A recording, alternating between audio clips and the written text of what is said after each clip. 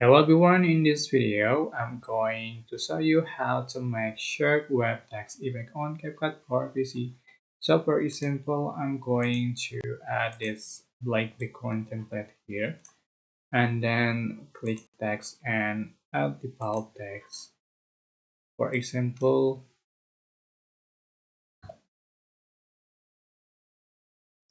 and just for size and a duration like this.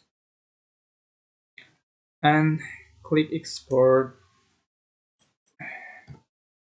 just export.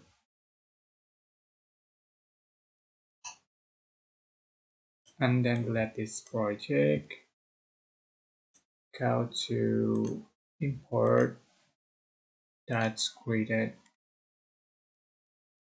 just drag here and select epic, go to party epic and select this Shockwave epic, just drag here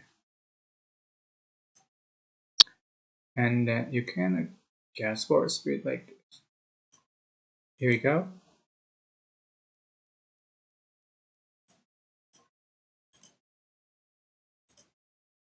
Okay, that's how to make Shockwave text epic on CapCut for PC. Don't forget to click like, comment, share, and also subscribe. And you can click thanks button for appreciate and extra thanks. Bye bye.